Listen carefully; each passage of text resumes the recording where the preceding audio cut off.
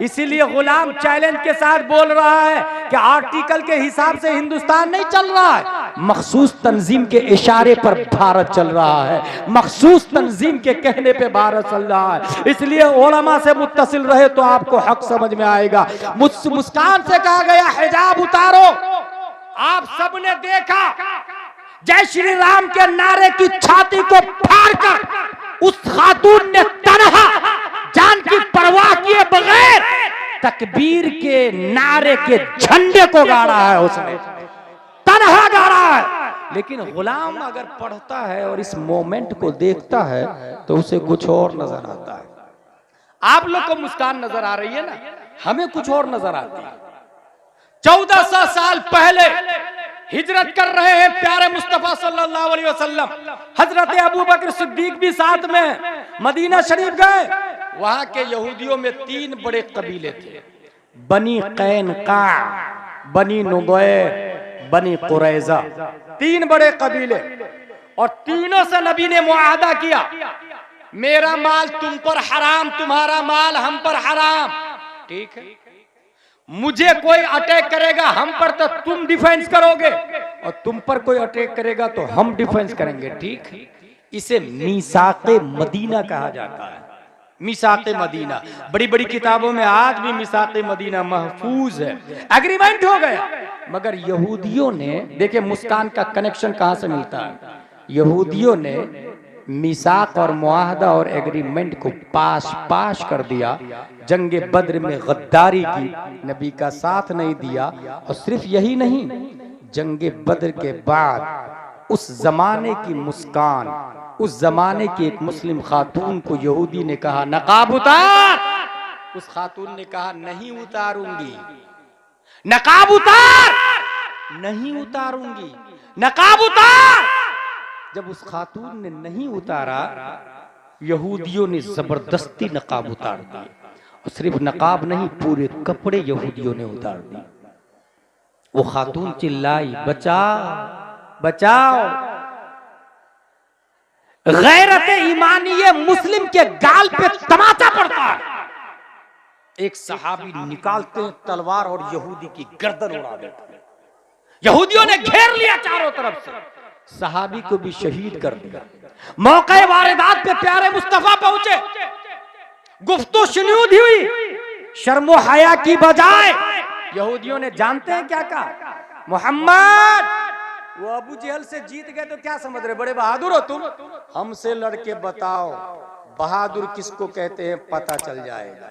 ये किसने कहा, यहूदियों ने। सहाबा ने, प्यारे मुस्तफा ने जंग के चैलेंज को कबूल कर लिया। ग़ज़वे बनी कैनका मारी से वजूद में आती है। जब मैदान में सहाबा उतरे, डेयरिंग, जुर्रत और इस्तिक़लाल को देखकर यहूदियों ने मैदान छोड़ दिया, घरों के अंदर बंद हो गए, किले का दरवाजा लगा लिया। सहाबा ने चारों तरफ से घेर लिए किले को, डर के मारे किले का दरवाजा ही नहीं खोल रहे। आज भी अगर एक मोमिन अपने आप पर आ जाए तो हजारों भगवादारी पे भारी नजर आता है। आज भी किले का दरवाजा बंद है, खोल नहीं खोलेंगे। 1 दिन, 2 दिन, 5 दिन, 10 दिन, 14 दिन, 15 दिन, 15 दिन के बाद किले के ऊपर चढ़े, हम हार गए, आप जो कहेंगे हम मानेंगे, हम नहीं लड़ेंगे आपसे, हथियार डालते हैं। सबने औजार डाल दिए, दरवाजा खोला। नबी ने फरमाया बार बार तुम गद्दारी करते हो, मदीना खाली करो। मदीना खाली किया। वो लोग मदीना से निकल के कहां गए, शाम। मुफ्ती अरकान अजहरी साहब यहाँ मौजूद है, इनके जमाने में मैं भी पढ़ रहा था। मिस्र में एक किताब चलती है जोग्राफियाए आलम अरब, उसमें ये लिखा था कि शाम में 3 मुल्क है, उर्दुन, फिलिस्तीन और लिबनान। यहूदी लोग फिलिस्तीन में गए, वहां 1 स्क्वायर फीट, 10 स्क्वायर फीट, 1 गज, 1 बीघा, 1 एकड़, और इस वक्त अपना जबरदस्ती मुल्क बनाकर दूसरे लोगों पर थोपने के लिए तैयार है। मुल्क बनाया, इजराइल मुल्क बनाया। हिंदुस्तान का काफिर इजराइल जाता है, वहां से ट्रेनिंग लेता है और ये वही यहूदियों की औलाद है जिन्होंने सहाबिया से नकाब उतरवाया था। वही इजराइल हिंदुस्तान के काफिर को मशवरा देता कि कर्नाटका में मुस्कान के चेहरे से नकाब उतरवा। ये काफिर हिंदुस्तान का इजराइल से सीख कर आता है और फिर कर्नाटका में मुस्कान को कहता है नकाब उतार। यह है कनेक्टिविटी, यह है कनेक्टिविटी। उसने जुर्रत और हिम्मत दिखाई, मगर तारीख ये भी कह रही है कुछ औरतें अपने बच्चे को लेकर के स्कूल गई। स्कूल के वॉचमैन ने कहा यू कांट इंटर वियरिंग नकाब, नकाब पहने हुए अंदर नहीं जा सकते। जानते हैं उस औरत ने क्या किया? कैमरा के सामने में नकाब उतारा है और फिर स्कूल के अंदर गई। आपको क्या लगता है इसके जिम्मेदार वो है?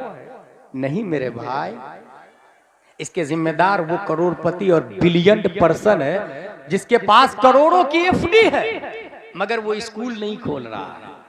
करोड़ों की प्रॉपर्टी, खेत है, जमीन है, मगर अपना हॉस्पिटल नहीं है, कॉलेज नहीं है।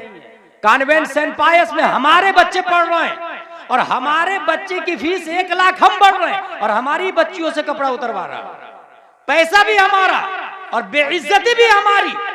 चाहिए तो ये था उस खातून को जिससे कहा गया कि स्कूल में नकाब पहन के दाखिल नहीं हो सकते, अपनी बच्ची और बच्चे को स्कूल से बाहर निकाल लेते, स्कूल के गेट पे जूते चप्पल का हार डालते और उसके बाद खुद अपनी स्कूल बनाते, अपना कॉलेज, अपनी यूनिवर्सिटी। और जब अपना कॉलेज होगा तो सिस्टम हमारा होगा, यूनिफॉर्म हमारा होगा, सिलेबस हमारा होगा, टीचर हमारा होगा, प्रोफेसर हमारा होगा, किताबें हमारी होगी। और जब हमारा यूनिफॉर्म होगा तो लड़कों के लिए कुर्ता पजामा टोपी रखेंगे, लड़कियों के लिए नकाबे फातिमा तो ज़ारा रखेंगे।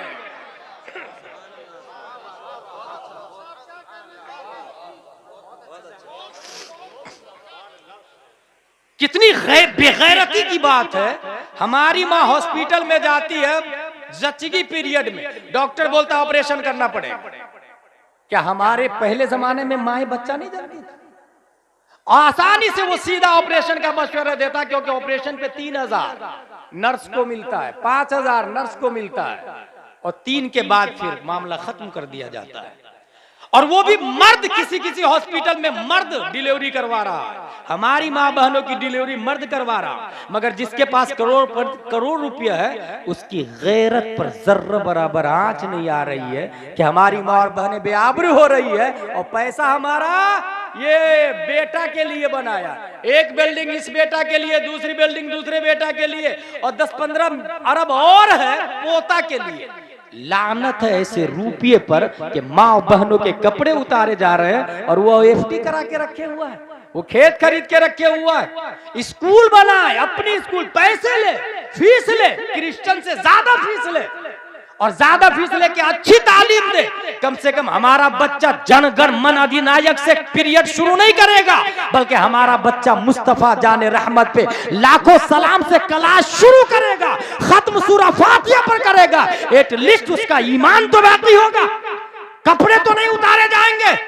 इसलिए मेरी बात जो लोग सुन रहे हैं वो ये ना कहे तकरीर अच्छी हुई या नहीं, रात में प्लान करे, कल एफडी को तोड़े, पर्सनल, कोई कमेटी नहीं, किसी से चंदा नहीं, अपना जिसको अल्लाह ने दौलत दी है पर्सनल स्कूल बनाए, बच्चों को निकाल ले स्कूल से और देखें ना अपने आप क्रिश्चियन मिशनरी बंद हो जाएगी, अपने आप उसकी स्कूल बंद हो जाएगी।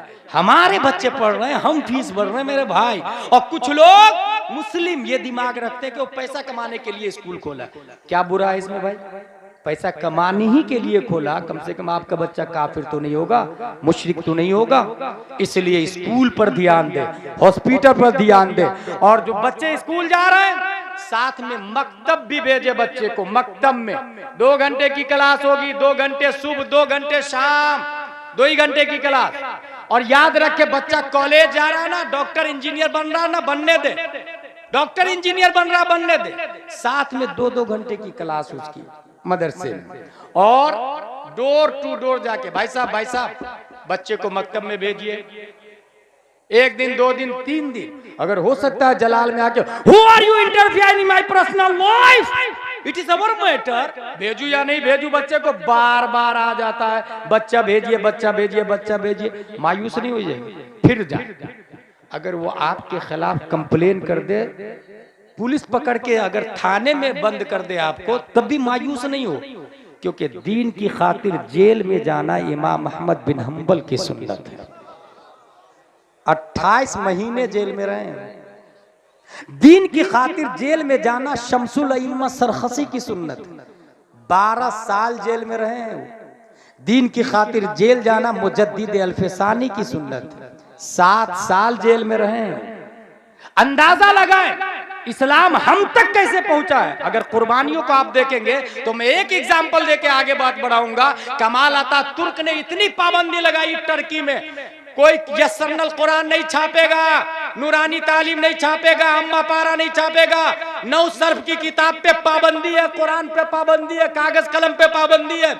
एक मौलाना साहब गांव में गए, भाई साहब आप अपने बच्चे को मेरे साथ भेजिए ना, मैं खेत में ले जाके पढ़ाऊंगा, और जब पुलिस आ जाएगी तो खेती का काम करवाने लगूंगा। एक मर्द मुजाहिद चंद बच्चों को खेत में लेके, कागज कलम पे पाबंदी है। उलमा की कुर्बानी आपको समझ में आएगी, अल्लामा असनाद ने क्या किया है वो समझ में आएगा आपको। खेत में जाके बच्चों को कह रहे अलिफ ऐसा होता, बा ऐसा होता, उसके नीचे एक नुक्ता, ता ऐसा ही होता, उसके ऊपर 2 नुक्ते। उंगलियों के इशारे से उस आलिम ने सिर्फ नाजरा नहीं, आलिम का कोर्स करवाया है, आलिम का। उसी का एक शागिर्द रजब तय्यब अर्दोगान है। जब अक़वाम मुत्तहिदा में पहुंचता है तो इजराइल के प्राइम मिनिस्टर की आंखों में आंखें डालकर बोलता है, तू बातिल है, तेरा नजरिया बातिल है, तेरा सिस्टम बातिल है, फिलिस्तीन के मुसलमान मजलूम है, हमारा इस्लाम अफजल व आला है, तुम बुलाओ या ना बुलाओ। रजब तय्यब अर्दोगान जान तो दे सकता है मगर हक बोलना नहीं छोड़ेगा।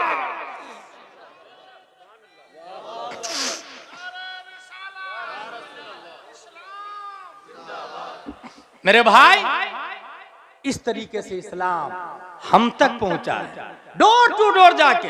हाँ, लड़कियों को आलिम साहब नहीं पढ़ाएंगे। किसने कहा आलिम साहब गुनाह करने पर कादिर नहीं है? किसने कह दिया? भाई वो अल्लाह का फजल है जिसे बचा ले। लड़कियों को आलिमा पढ़ाएगी, आलिमा।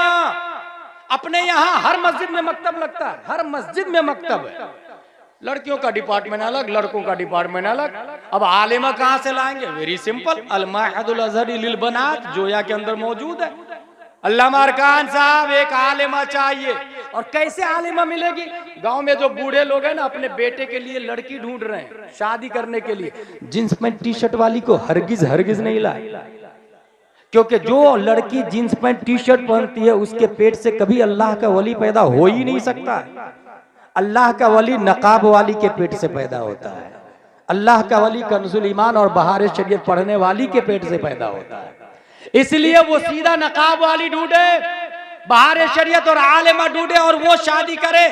और इस तरीके से लड़कियों की तालीम अलग, लड़कों की तालीम अलग। तब निजाम बदलेगा, तब इनकलाब आएगा बड़ी आसानी से। एक और मिसाल देखे आप, बाप का इंतकाल हुआ, बेटा रह रहा है बर्तानिया में। मुफ्ती साहब 10 पेटियां मेरे अब्बू के इसाले सवाब के लिए मस्जिदों में बंटवा दीजिएगा। लंदनी में बर्तानिया से फोन कर रहा, बराई इसाले सवाब मरहूम फुला, 10 पेटियां मस्जिद में गई। किसने खोल के पढ़ा? जब दूसरे ने अपने बाप के नाम से दिया था तो आपने पढ़ा था? अगर नहीं तो आप अपने बाप के नाम से देंगे तो दूसरा क्यों पढ़ेगा? बेवकूफ है क्या लोग? कमा तदीनो तुदान, जैसी करनी वैसी भरनी। टीट फुट है। दूसरे के बाप के नाम से आप नहीं पढ़ेंगे तो आपके बाप के नाम से कौन पढ़ेगा? 50-100 पेटियां जमा हो जाती है। मुफ्ती साहब पेटियां पुरानी हो गई, पारे बोसीदा हो गए, दफन कर दूं क्या?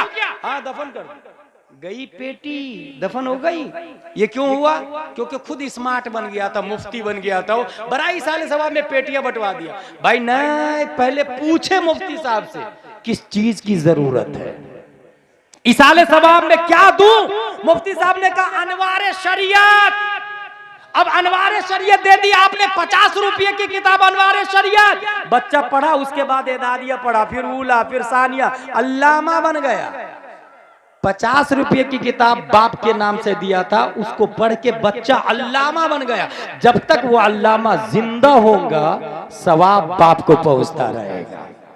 50 रुपए से कितना बड़ा इनकलाब आया। तो इसलिए इसाले सवाब से पहले पूछे। इसी तरीके से 40वां में 5 लाख रुपए का 40वां पूरे गांव वाले लोग खाएंगे। पूरे गांव वाले लोग 40वां में 5 लाख रुपया खर्चा करना। हजरत 40वां क्या है? दर्जे हैं इस्लाम में। यह है फर्ज, यह है वाजिब, यह सुन्नत मुअक्कदा, यह सुन्नत गैर मुअक्कदा, यह मुस्तहब। सबसे लो क्वालिटी में मुस्तहब है, सबसे नीचे मुस्तहब। मुस्तहब करे तो सवाब, छोड़ दे तो गुनाह भी नहीं मिलेगा। इसके ऊपर सुन्नत गैर मुअक्कदा, फिर सुन्नत मुअक्कदा, फिर वाजिब, फिर फर्ज। 5 लाख रुपया खर्चा किया, 40वां में गांव वाले खाना खाएंगे। मैं उससे आसान 40वां बताता हूं, और वो मुस्तहब नहीं फर्ज होगा। आसान 40वां मरने के बाद ही नहीं होता, 40वां जीते जी भी हो सकता है। इसाले सवाब ये 40वां असल टारगेट। इसाले सवाब।